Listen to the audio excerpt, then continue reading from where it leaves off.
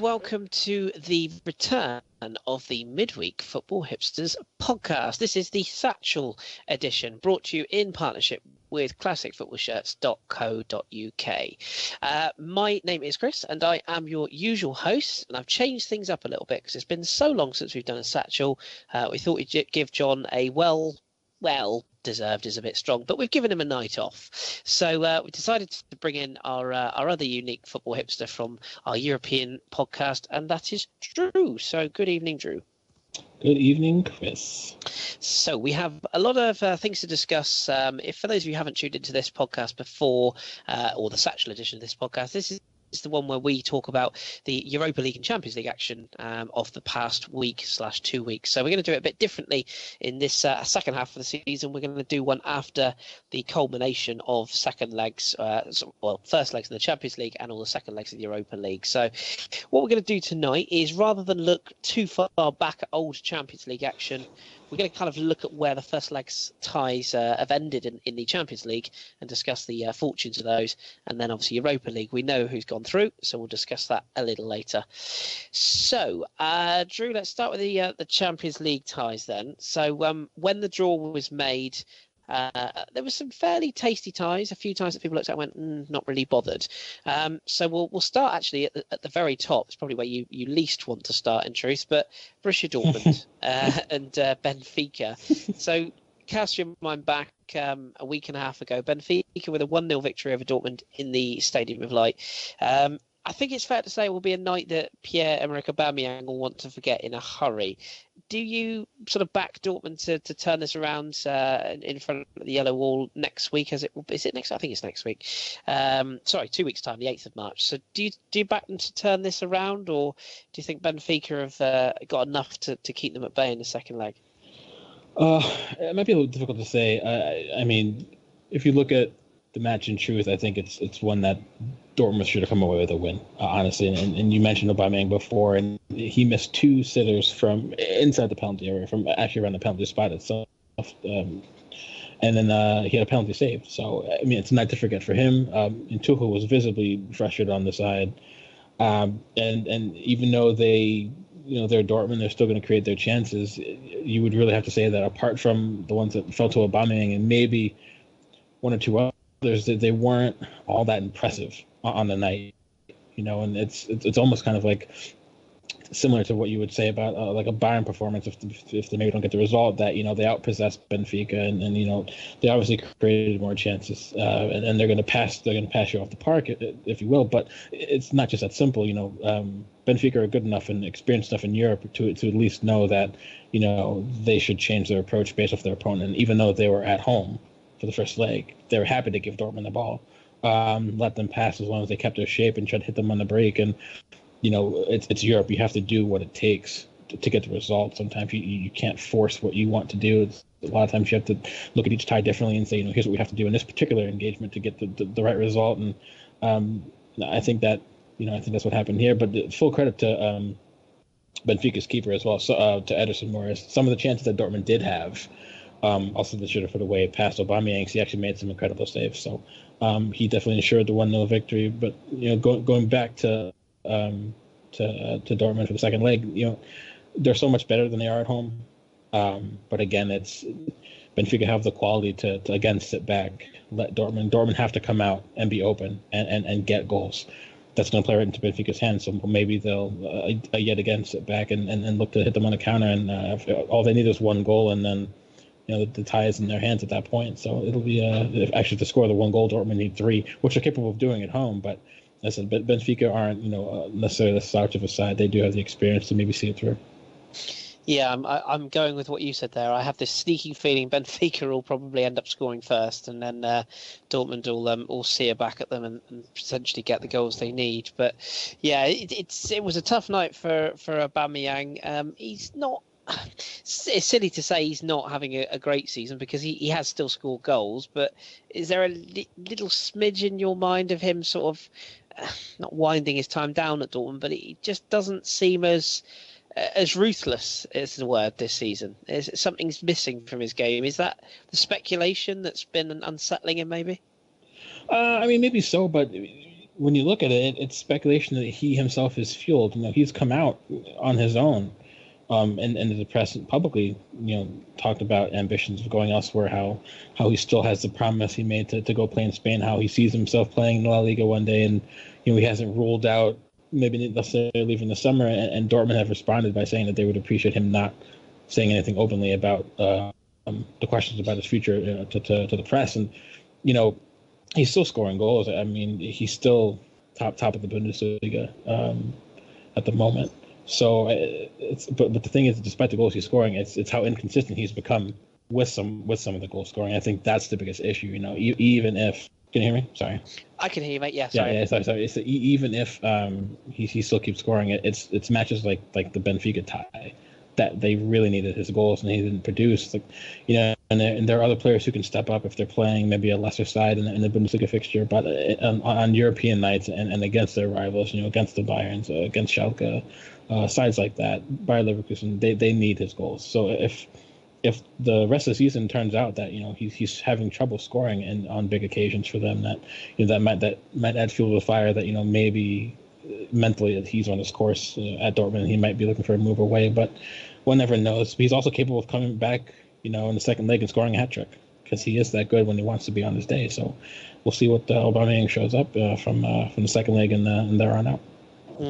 Yeah, I think weirdly, I think Dortmund will still be the favourites, even though they trail from that first leg. And I think probably the money will be on the German side to come through that. Money that won't be on a side, that's Barcelona. I don't think many people are going to put too much money on Barcelona, which, when you think about that statement, it sounds nuts, to say that you think Barcelona are already out. But it does feel like that. They got absolutely taken apart by Paris Saint-Germain in the first leg at the Parc des Princes, 4-0 defeat. And only the events of this week have really eclipsed that game, because it's still sending shockwaves through the French media. And I think there's all sorts of talk about Luis Enrique's future at Barcelona, rebuilding the project talk. There's all sorts being spoken about in Spain. So Is this a changing of the guard? Do you feel? I mean, it's clear that Spanish football is still ahead of French football. I mean, that's just obvious. As much as I'd like to fight that, it is true.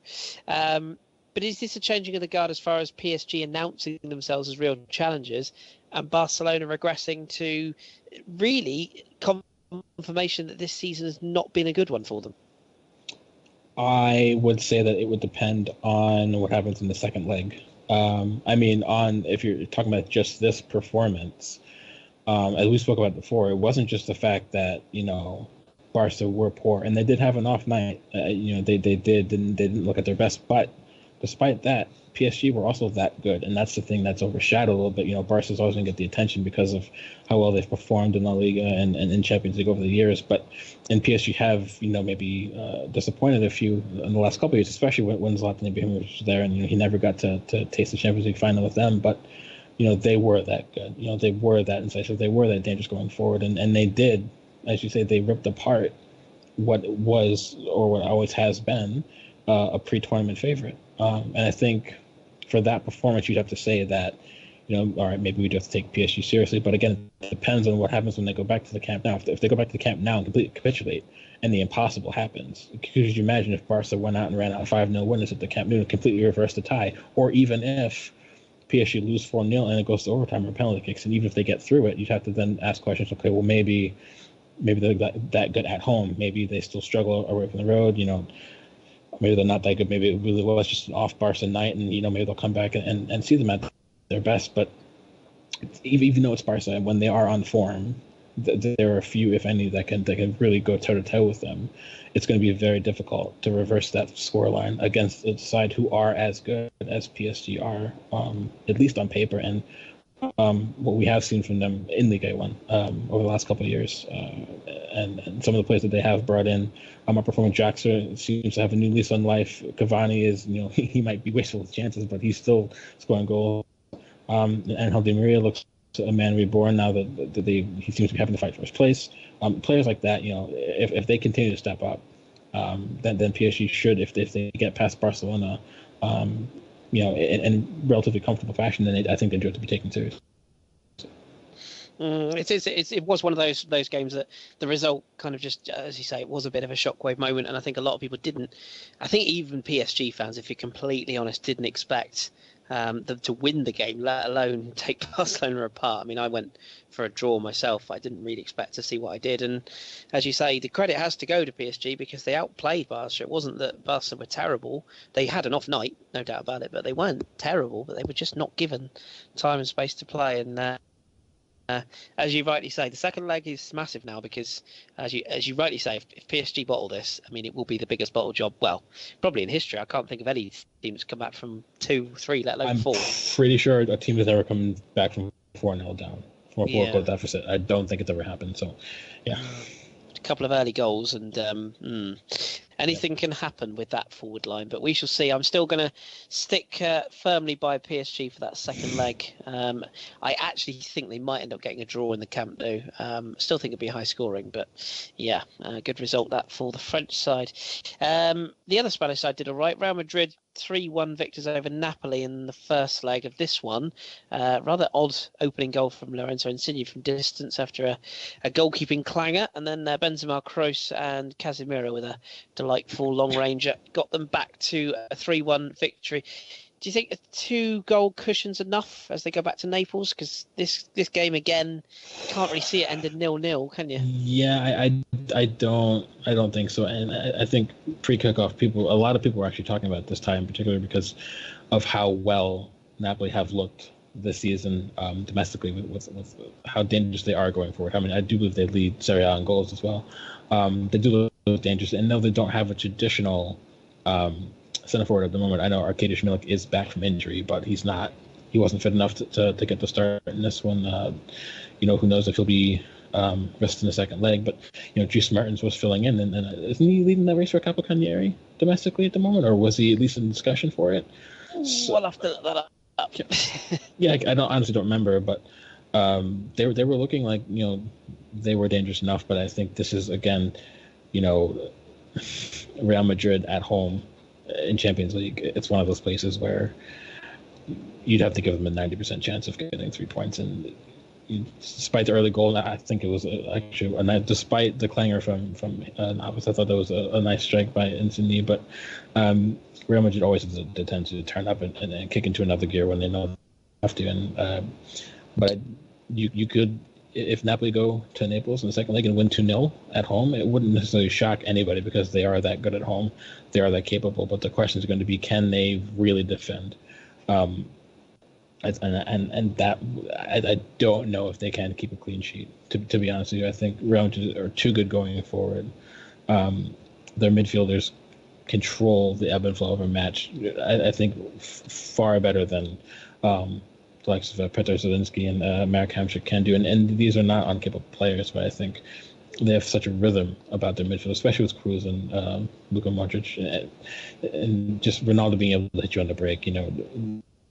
Benzema, say what you will about him, but he is a very good finisher in the box. He's very instinctive in that regard. So I don't know. I don't think Napoli will get through, but I think it'll be an entertaining tie. I think they'll have to have a go of it, obviously, and I think that'll be the problem because they have to go out and get goals, especially maybe want to get an early goal and maybe take some of the butterflies out of their stomach. But that's when, Real Madrid can hit them on the break. So it'll be an interesting one. But I think Real Madrid will even if they don't win, I still think they'll get through.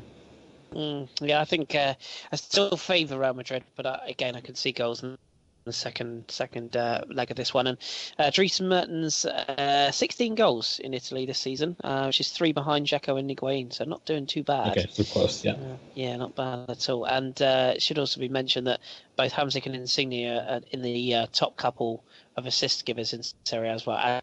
Zielinski, 6 for Zielinski, 6 for Insigne, 7 for Hamsik. So they've got creation in that side. It's whether they can keep the door shut. But yeah, I fancy Real Madrid to go through that one in the long run, even if it will be tight. Arsenal, Bayern Munich. I think it's safe to say that even us, as the most sort of ardent Arsenal fans, have kind of written off the Champions League for another year, given what went on in Munich.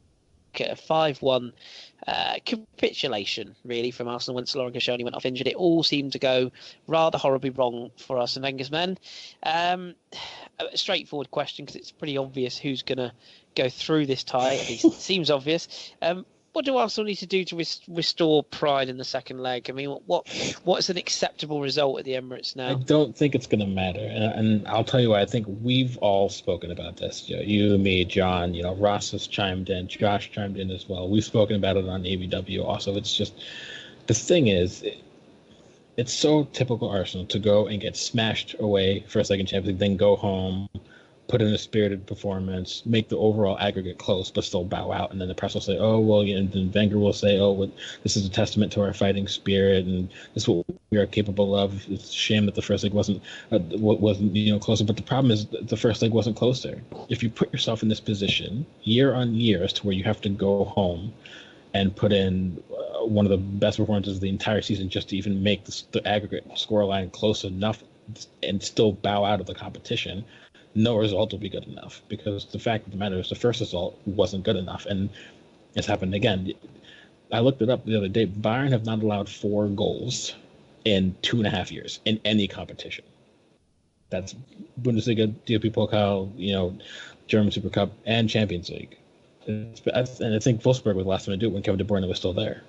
So the odds of Arsenal doing it are slim to none, and then some people might say, well, Ancelotti might feel a weak inside because he might assume that the tie is done and dusted with a 4-goal cushion. But I don't know if he necessarily will. And even if he does, Bayern have such a deep squad that even replacing 8 or 9 of the regular 11 that you may have saw in the first leg are still good enough to go out and get a result against Arsenal at the Emirates. And even if they don't, they're not going to get smashed. And the more important part is, it was a morale crusher. We've seen Arsenal play from post the Bayern match, and they were against Sutton, for example. They were incredibly lethargic against Sutton. It seemed like a lot of the players were lacking confidence, despite that they were playing a team who were 105 places below them in the tier of English football. So, do you really think they might be up for it? But it should have come to this. That's the problem. And Arsenal were poor and Bayern were good, but that's not even the best Bayern can play, and Arsenal still surrendered 5 goals. And the fact that if you lose Koscielny and everything just comes toppling down, you have to ask yourself what the problem is. It's far deeper than that. Then it goes back to what a lot of people have been saying for a couple of years now about Arsenal, that they lack leadership. No one really picked up the mantle in Koscielny's absence and wanted to become a leader, to direct people, to communicate. Ospina's not a communicative goalkeeper that you say that Czech is, and it showed. Gibbs got the armband when Koscielny left, and he wasn't trying to rev people up. You have Coquelin, Xhaka, Mustafi. These are all experienced players, and none of them wanted to take ownership of that leadership role, and everything just fell apart. So it's a wider problem than just Koscielny having to be removed through injury. It's everything else. So it's just, I don't see it being reversed, and I don't care if they go out and win 3-0. It doesn't matter, because it shouldn't have to come to that. We shouldn't have to score 4 goals at home, while trying to shut out Bayern, which also rarely, if ever, happens. Doesn't matter where they play. We might score 4 goals, but Bayern they're not going to get a 0 on this score sheet. They're going to score at least 1 goal. You have to say that, because Arsenal have to come out and try and dominate the game, even though Bayern like the ball.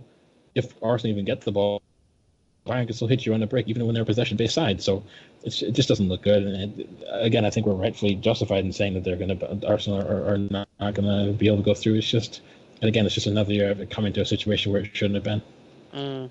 Agreed. And Arsenal play best, ironically, when at times at home. They have the ball. When they have the ball, and Bayern are not going to give them the ball at times. So, yeah, it was all a bit of a repeat of previous, and it had an all too familiar tale to it. But credit to Bayern, who had been stuttering of late in the Bundesliga, and did again at the weekend, funny enough, as we mentioned on Monday's pod. But ultimately were far and away the better side over the 90 minutes and deserved the victory. And as with the PSG, Barcelona Barcelona game, it would be a massive, well, even bigger turnabout of events for Arsenal to overcome this. And I don't think any of us are racing to the shop for that one. So yeah, another season gone, but this tie is still very much open. Played last night, Monaco 3, Manchester City 5.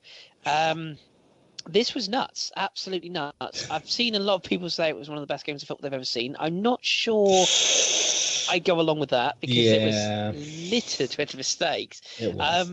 Naturally, I'm gutted because I said Monaco would beat City over 2 legs. I stand by it. I still think there's a lot in this tie. And I think the Falcao penalty miss at 2-1 is the turning point. Because at that stage, I think City go 3-1 down. I think that game ends 4-1, 4-2 even. I think Monaco win it comfortably. But they ran out of legs. They paid the price for playing 2 half-fit players in Sidibe and Bakayoko, who clearly tired. And then they ended up on a 5-3 reverse. But question is, do you see this tie as dead and buried? And more importantly, do you see this being another absolute crazy fest in the second leg? I mean, I think it's going to be crazy, but building on your point first, when Falcao misses that penalty, and it's another a player trying to overcomplicate something that it shouldn't, and you go back to the likes of Simone Zatsa in the Euro with that ridiculous run-up, and then you have Falcao taking what seemed like 45 seconds after the whistle blows to take a spot kick because he's trying to play mind games with the keeper.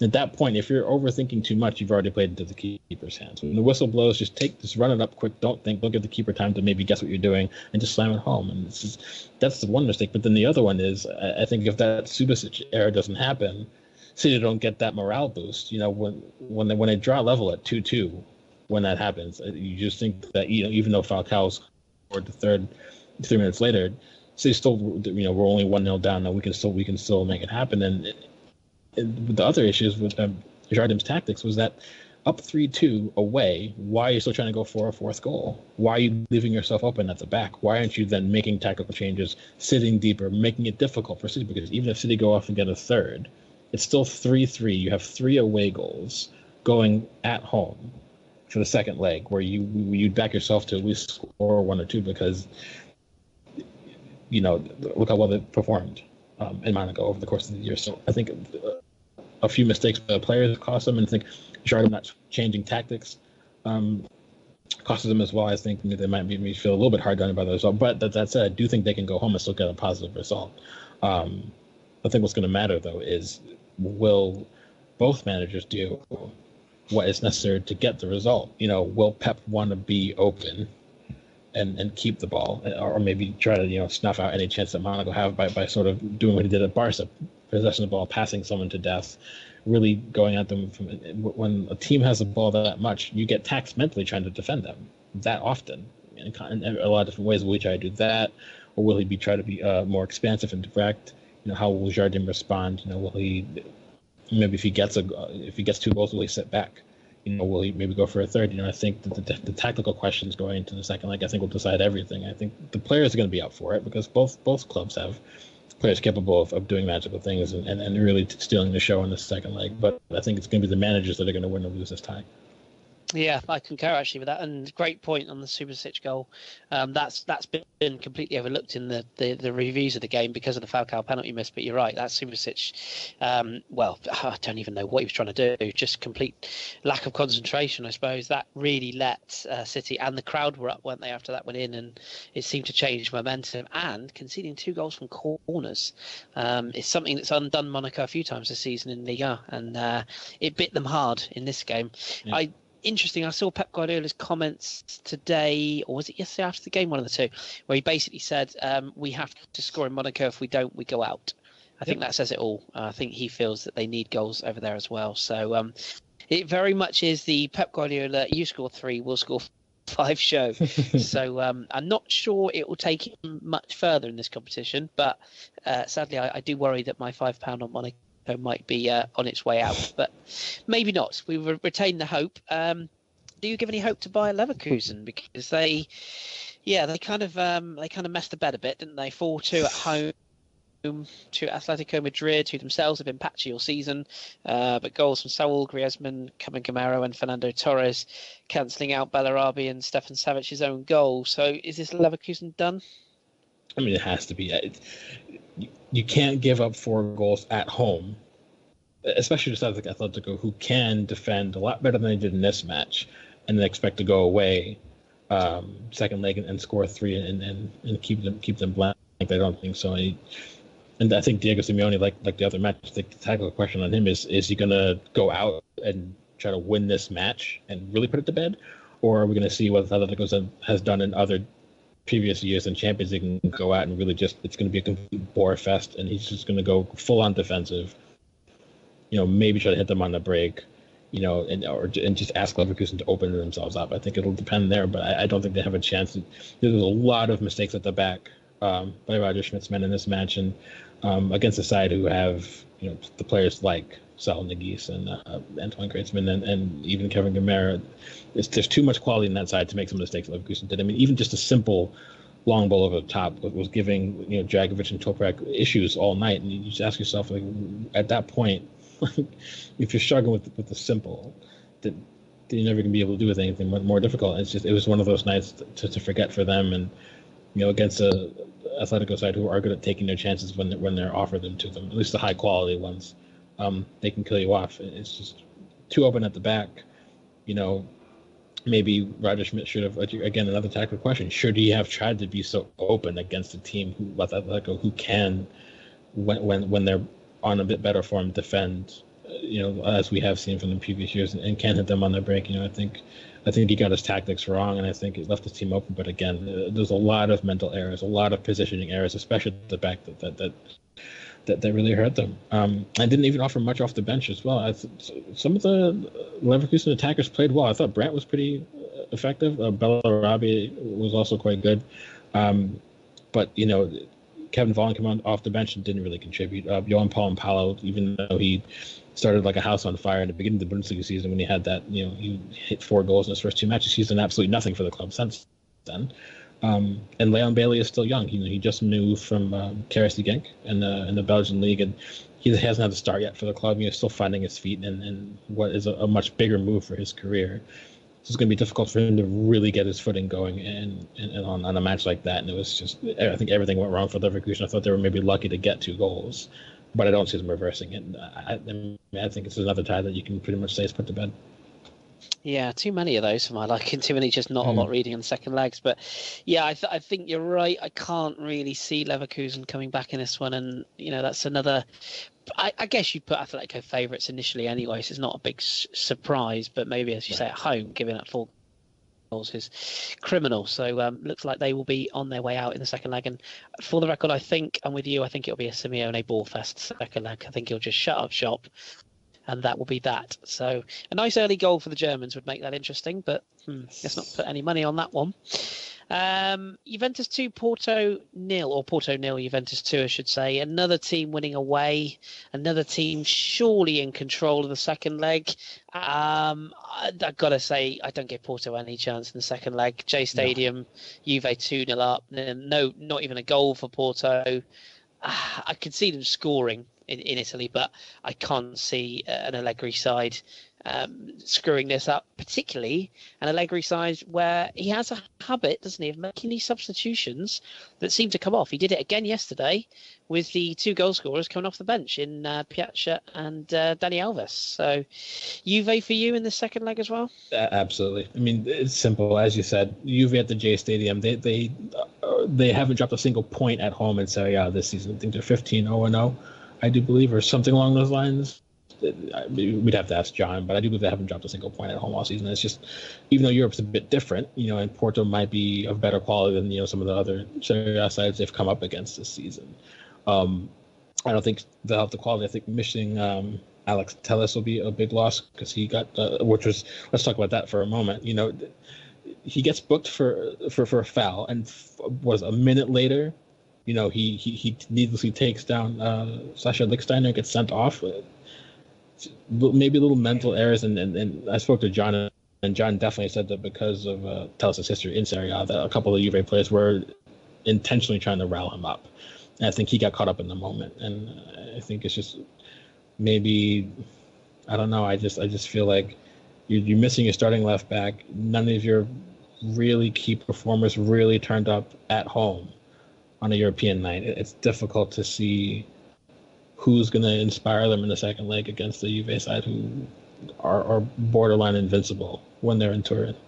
So, simply put, I think Juve are through, and I think if they can, having confidence in the quarterfinals, I think you'd have to put Juve as one of the favorites to maybe make the semis, or maybe even go on for another push to the final.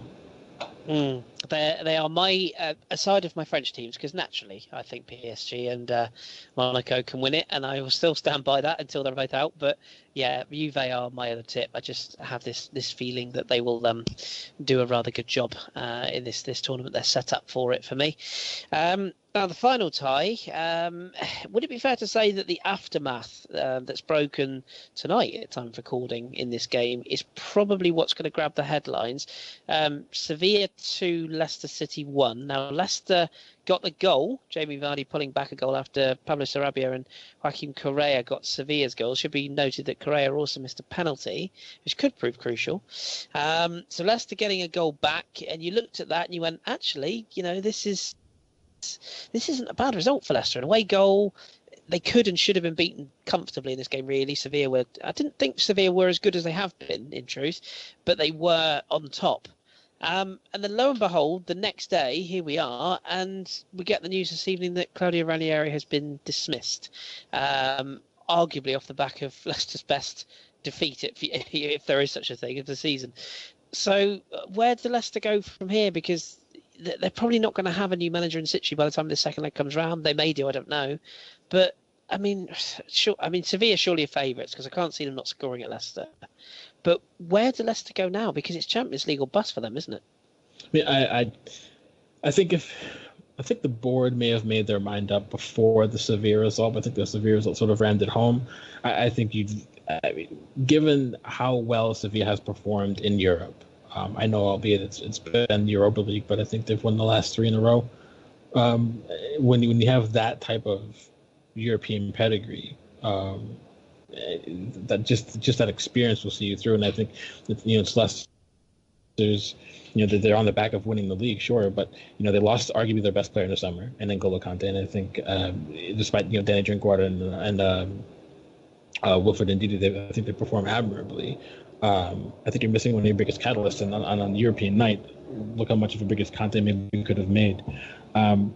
I think it was just a wrong decision to let him go, because Leicester earned winning the league by and large under Ranieri, and if they're going to let him go, at least let him ride out the European dream with the club before you let him go.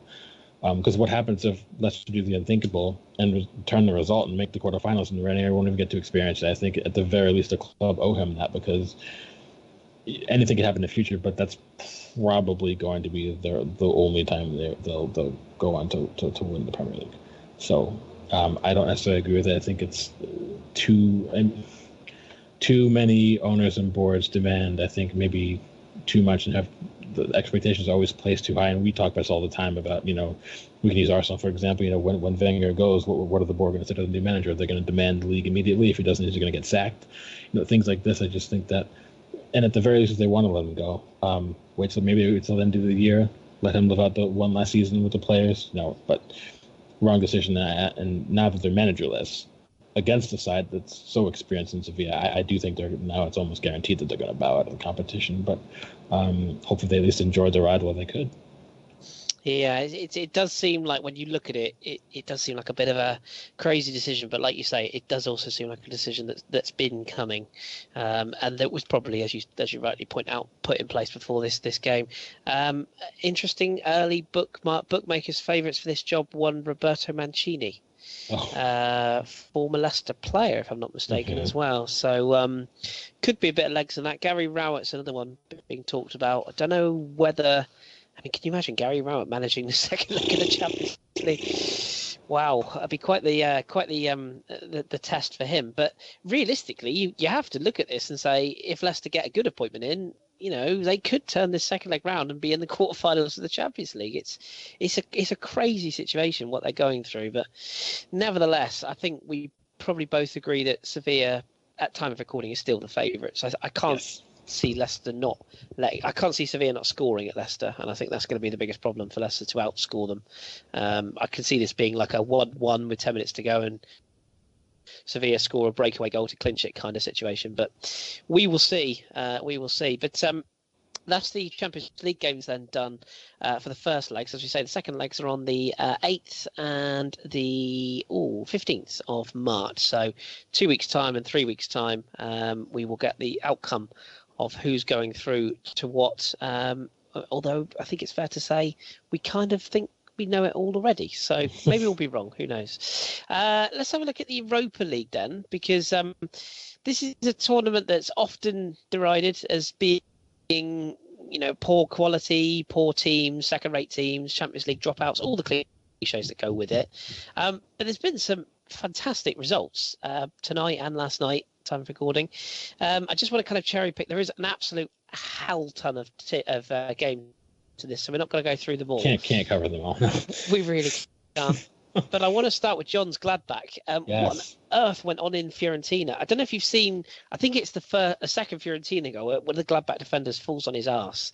That is worth seeing. But Gladbach didn't fall on their arse, did they? Because they won this tie 4-3.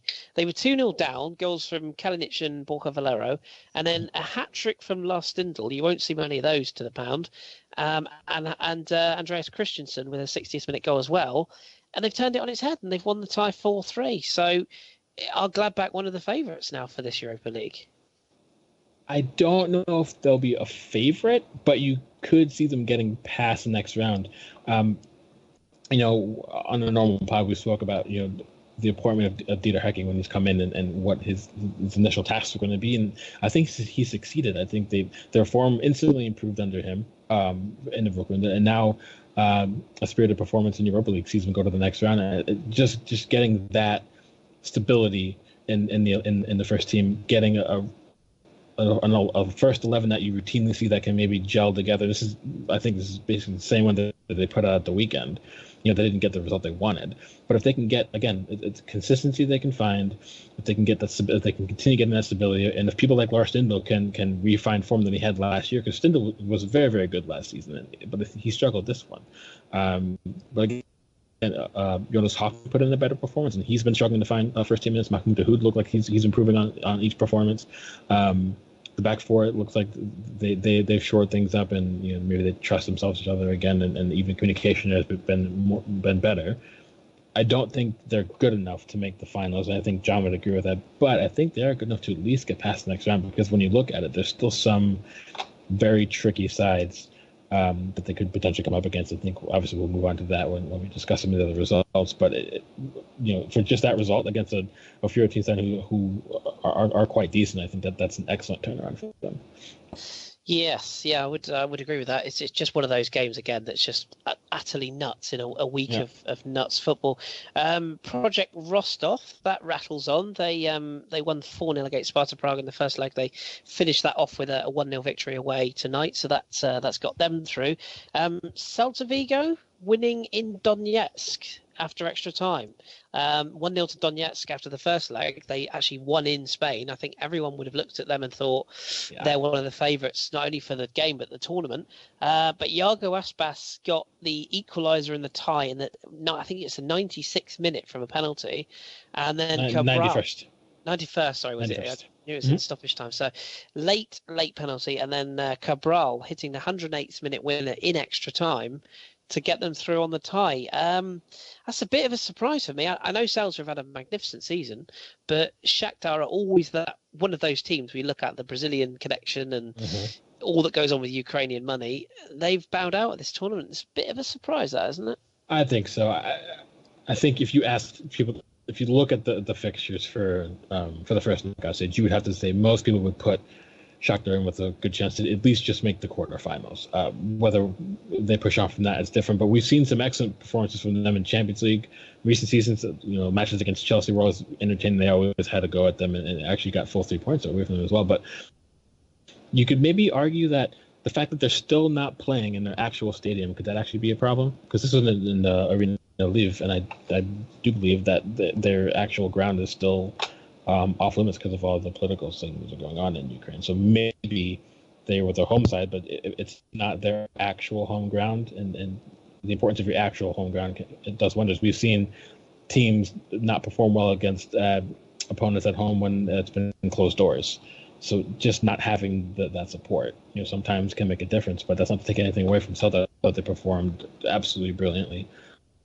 And they've always been a side in the Liga who could put through some surprise performances. They've had some players who seem to have revitalized their careers. I think Iago Aspas is one of them. John Guidetti, who came, we saw him at City as a younger player, and he always disappointed. But now I think he's also come on and maybe throwing his name into the hat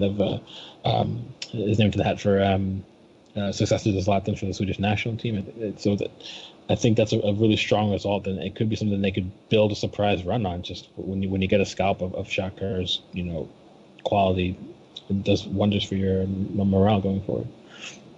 Yeah, it's one of those results that it's kind of gone a little bit under the radar, but when you step back from it, you go, actually, that's quite a big result. Just cherry-picking a couple of the results. Olympiacos 3-0 winners over Osmanlispor. 0-0 after the first leg, but a 3-0 victory for the Greeks in the second leg takes them through. Goals from three players who I'm not even going to attempt to pronounce the names of, but I'm sure they're all lovely players.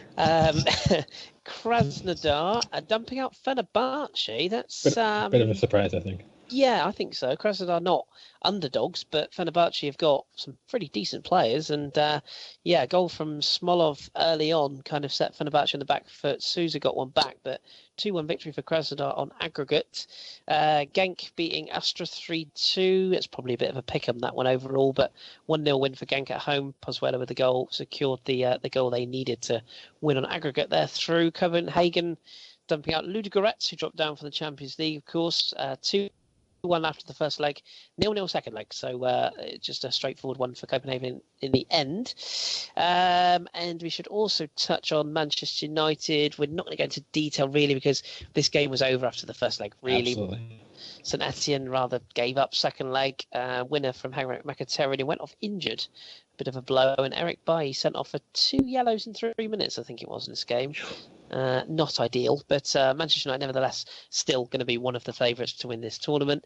Lyon, they went gold nuts. I think a lot of Lyon fans, including our very own Lana, will be looking at this going, where's this been in all season? Because Lyon have struggled to convince for long periods of time in Liga, but 11-2 on aggregate. That's just nuts. But a hat-trick for Nabil Fekir in the second leg of this game. A 7-1 victory over AZ Alkmaar. Now, you know your Dutch football to a degree. AZ, did they just give up or what? Because it's never been a bad side to me, but this says otherwise.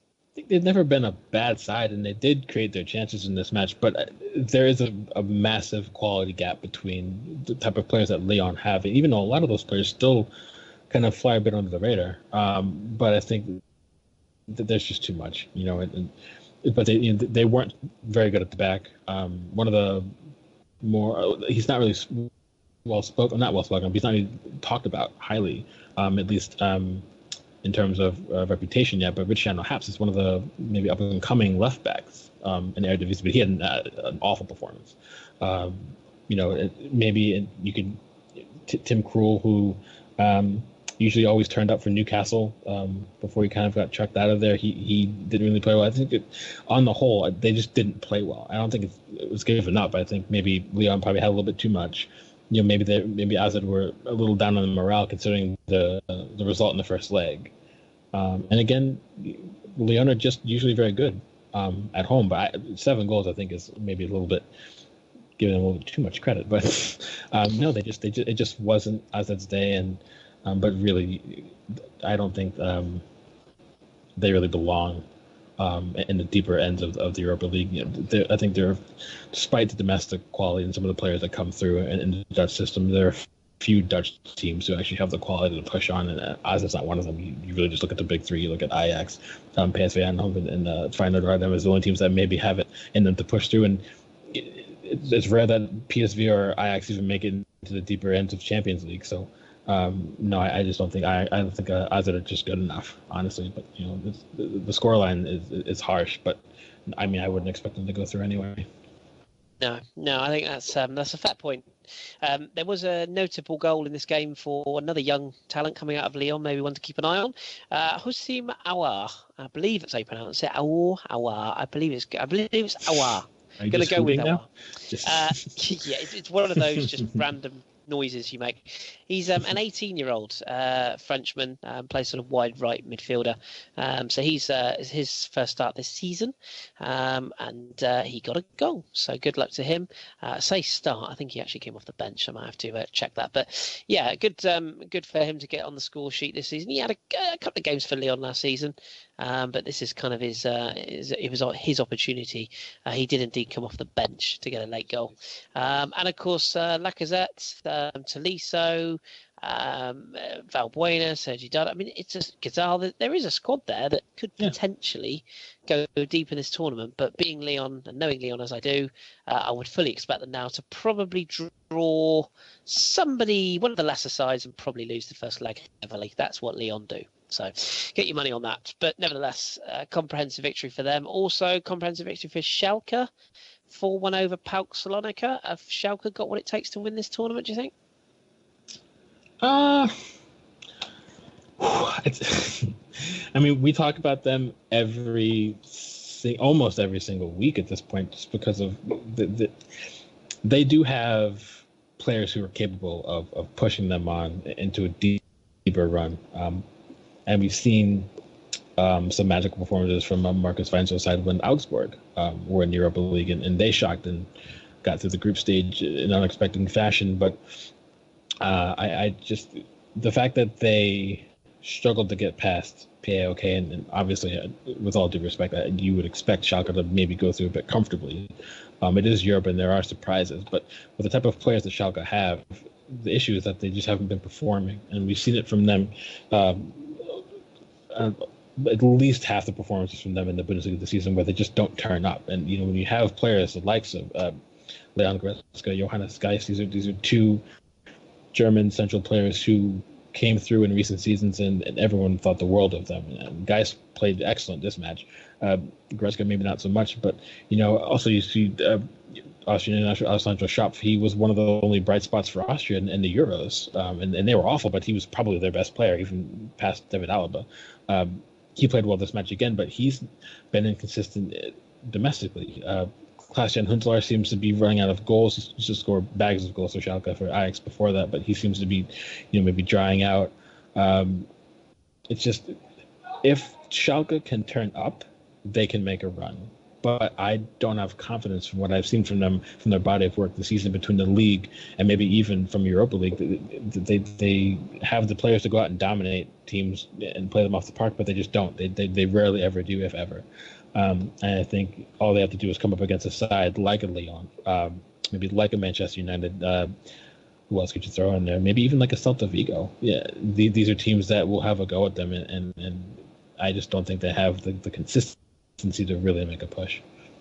It's always been the thing with Schalke, isn't it? Just when a bit like Lyon, funnily enough, every time you think that they're kicking into the gear that you expect them to be in, they go and lose dramatically at home to Ingolstadt or something stupid. And yeah, that is Schalke all over. But nevertheless, they'll be one of those teams that nobody will want to draw, as the cliche goes, in the next stage. A couple of results: Ajax are through, 1-0 win over Legia Warsaw, one of the few games that only had one goal across the two legs. Apoel.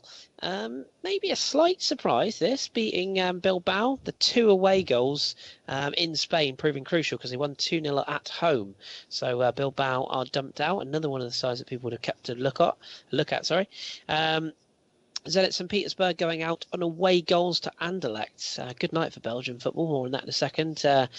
Giuliano with 2 and Juba with 1 for Zenit. But that very late goal from Tellin, I believe that's how you pronounce it, for Anderlecht sees the Belgians through on away goals. So good for them. Roma did get through, albeit losing on the night to Villarreal 1-0. But they'd done the damage in the first leg. 4-0 victors in the first leg. Good to see Francesco Totti starting, though. God bless him. I love that man. He keeps going from strength to strength. Besiktas very comfortable Liverpool victors 5-2 on aggregate over Hapoel Beersheva, who Southampton fans won't remember with any fondness. Looking at you, Ross. 2-1 victory on the night, 5-2 on aggregate. Goals for Vincent Aboubakar and Tosun for Besiktas, sending them through, which only leaves, I think I'm right in saying, I've covered all the other games apart from one which will be a real surprise. Saving the best for last. Arguably, apologies Spurs fans, but yes, Tottenham Hotspur 2, Ghent 3 on aggregate. Now, all these sort of bias aside, this is a massive result for Belgian football, isn't it? I mean, Spurs' record at Wembley is well documented. They don't seem to like it. It doesn't seem to work for them. And obviously, an own goal from Harry Kane didn't help. We'll talk about the sending off in a minute. But yeah, this result, let's give credit where due first to Ghent. It's a huge result for Belgian football, this, isn't it? I think that maybe a bit of an understatement. Considering you have Anderlecht who are through, and they've gotten past what is usually a pretty decent St. Petersburg side, and now you have Ghent who are getting a big English scalp against a club who, over the last year or two, are now trying to put themselves in the hat for a team able to challenge for the Premier League. I think it's huge, but despite that, and get a lot of credit for coming through. You really have to just ask, and I hate to be this brutal because obviously being an Arsenal supporter, I have no love for Spurs, but when you break the match down, even past who Ghent are as an opponent, you would really think that this is arguably probably Mauricio Pochettino's worst result as Spurs manager. Not the result itself necessarily because it was only a draw, but the fact that they get ousted from Europe and in a match where they had 25 chances to Ghent's 5 and the match ended 2-2 and they bow out. He's got to be holding his head in his hands and just asking, just what went wrong. But again, Ghent took the chances that they were given, and there were a few of them, and I think they deserve that amount of credit. And one of them may have been a Harry Kane own goal, but they stuck with it. They went 1-0 down with Christian Eriksen open scoring on 10 minutes. The Harry Kane own goal happens. And then that moment right there to remind them that they do have a chance at it. And then Dele Alli gets sent off for a straight red. Then all of a sudden now Spurs are down a man, still creating chances. That's all Ghent needed. If Spurs are going to go on, even though down a man, and they're still going to push for another goal. I think after the red card, Ghent had 2 chances the rest of the match. I think in the 73rd minute and the 82nd minute, and that's when they get their goal in the 82nd minute. But Spurs are still going for more goals. They didn't have the tactical nuance to maybe sit back and say, we can still create our chances because there's a bit of a gap in quality, but we still need to be more, we can't leave ourselves open. And I think this is a big, maybe tactical mistake by Pochettino. He hasn't had many of them because Spurs have turned up against better opposition, especially in the league that we've seen. So just for them, I think it's going to be devastating for him. Ghent will take it. It's Europe. You get through how you can. And I think when they score the 82nd minute goal, you just think that they just would have held on for dear life, and they did. And I think it's great for the competition to give the competition maybe that kind of clout, because as you said before when we opened the discussion, that a lot of people look down on Europa League because the ugly stepchild of Champions League, whatever have you. But we've seen, if you look at just the ties here, you see some very good teams that you've seen. Roma's in it, Manchester United, Zenit, Schalke. These are all teams with excellent history. Ajax is also there, but see an English giant, a club who thinks they're an English giant, fall to a side who's much smaller in the scope of European football. I think that's why European nights, even in Europa League, are special. Yeah, I think you summed it up perfectly there, and it is huge strides. I think that's the problem with Europa League being the sort of as you say, the stepchild of the Champions League, is that the teams that win big don't really get the credit they deserve. And I think a lot of the publicity tomorrow will be about how Spurs have crashed out rather than how organised and effective Ghent were. And full credit to them. I mean, they're loving it on Twitter tonight. Their account is ablaze with tweets, particularly from a lot of Arsenal fans, strangely. But not a shock. Yes. And on the Dele Alli challenge, I mean, no excuses there. I mean, that's just completely unforgivable, isn't it? I mean, we've seen it from him before. I think we've seen it from a lot of, I don't know, over the years. You've seen some interesting challenges come from a lot of English youth, and I think a lot of it is that it's something we've talked about, not necessarily in this podcast, but we've talked about it amongst ourselves in general, that this English youth these days, if you show any amount of quality coming through at a younger age, the media props you up and they label you a world beater before you've done anything. I think it gets to a lot of players' heads, and when things get to your head and you get propped up like that, you're more prone to feeling like you should be pampered on the pitch. And I know you're a huge fan of him, but you can look at someone like Zlatan Ibrahimovic or even a Mario Balotelli. These are players who bought into their own hype, and then when things don't go their way, they lash out on the pitch. And I think maybe that one example wasn't necessarily that from Dele Alli, but we have seen it from him in the past where he has lashed out in matches, and you see it a lot in the Premier League. He's done it in matches against Arsenal. He's done it in other performances as well, where he just doesn't have, for a player who does have ability, you do have to give him credit. He doesn't necessarily have the cool head that he should have. And I think moving forward, that's something that he'll have to switch in his game, is something that maybe Pochettino might have to take him aside and help him with as well, because this isn't the first time you've seen questionable things that he's done from a physical nature in a match. So, and beyond that, when the match is 1-1, and then he goes and gets a straight red, he hasn't just let himself down. He's put his manager and his team in a precarious position that ended up costing them. And I think at the end of the day, you have to look at the grand scope, and I think he's one of the major contributors to why Spurs have crashed out of Europe. Agreed, yeah, because it's not just the fact that with 10 men it's harder to play with the space, but it's the tiring effect, and then you are susceptible to late goals because you have less players that can change things at vital times in the game. So yeah, couldn't agree more with that. But nevertheless, that is your Europa League and Champions League covered. Basically, that is the games looked at. Obviously, we will return after this second leg of the Champions League games. But I have to ask you, Drew, at this point, same thing I've always asked John. So I'm going to pick on you as well. We need to pick some winners. So what I'd like to ask John is who he thinks will win it and who he thinks is worth watching, because there's always that team that maybe is a bit of a sleeper that people might not think will go far and end up doing. So we'll start in reverse order. So Europa League, as things stand right now, who is your winner and who's the team to watch in the next phase? Oh boy, As much as I'd like to say, Manchester United could maybe go on and win it, because they're not. You don't think that they're from the outside looking in the title race in England, but they do have a massive amount of quality in their side. You would say that they're favorite, but the English track record in Europe has not been good the last, 3, 4, 5 years. So I'm going to go for a sleeper, and I'm probably going to be proven dead wrong in the next round, but I'm going to say that I think Villarreal might have a chance. Because if you look at how well Spanish clubs have done, especially in the Europa League over the last half decade. They're already out, though. Oh, I'm sorry, they are out. I'm sorry, Roma's through. I read that wrong. I'm sorry. Then I will let you off. I'll go with another sleeper. I'll go with Leon.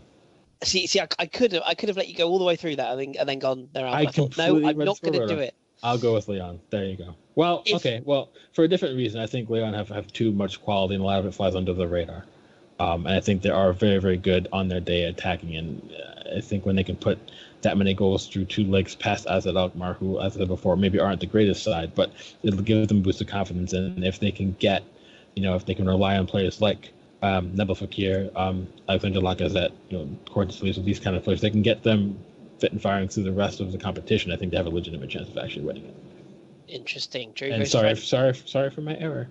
No. To be fair to you, I think I'd have to go back and listen. I'm pretty sure John and myself both said Villarreal would do all right, but then they drew Roma, and then we both went, "Oh, okay, maybe not." So we can forgive that. I'm gonna. Yeah, I mean, Leon is the obvious.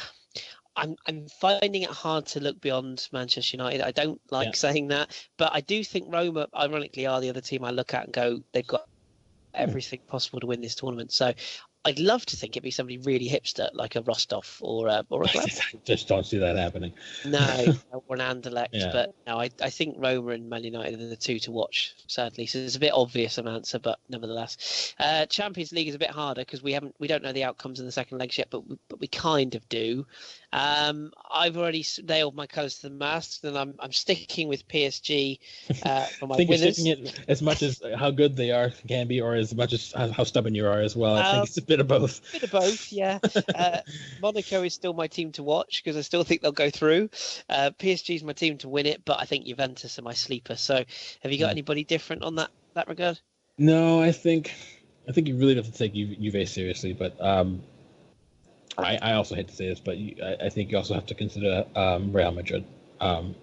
Again, how good they can be, how good they are, not just recently but historically in this competition. It's when you look at the history, it's very much they feel that they own this competition, and when you see them perform in it, I think that also shows. That comes through not just with the players, management, but also the fans. And Zinedine Zidane, he's relatively new to management, obviously, but I think he knows that too because he's played for the club in this competition, and if I'm not mistaken, he's won it for the club in this competition. Yes, again when they played Bayer Leverkusen in the final, he had a stunning goal from outside the box.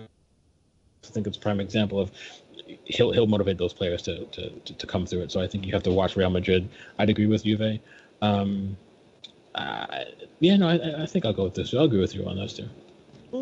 Okay, so wait for us to be hideously wrong when Barcelona turn around that amazing result, and Arsenal win 7-0, which we all know is going to happen. So I'll tell you what, if people are betting, and I'm not condoning this, but if you put like £10 on Barca overturning that 4-0 defeat and actually getting through, you're going to make a handy little purse. So. Yeah, if it happens, you might even make it if you put it on and then cash it out, because they might be 3-0 up with 10 minutes to go, and you might get quite a nice cash out. So.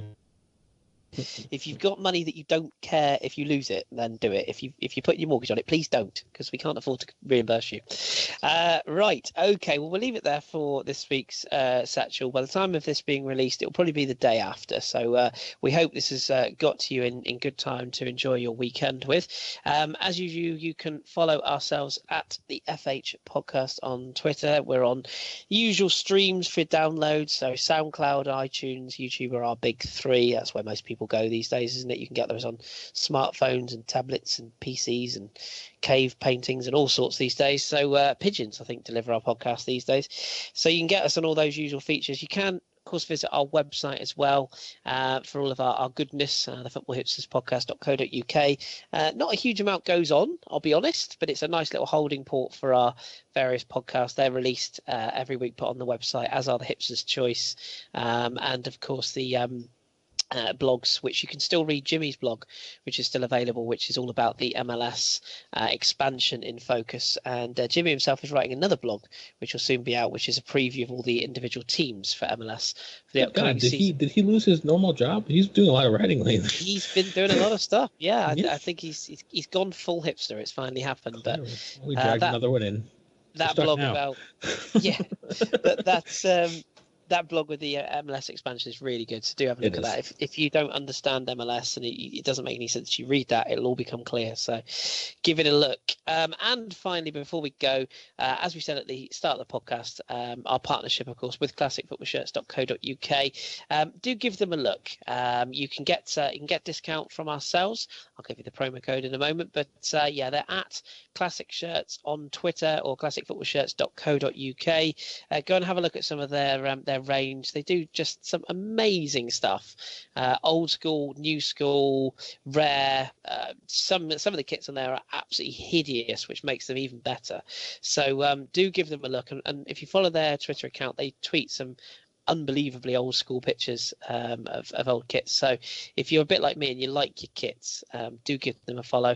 And if you want 10% off any order that you place using our official promo code, you can do so at checkout. If you just put in the code CFSAW10, then you will get yourself 10% discount, and they do deliver to 80 countries.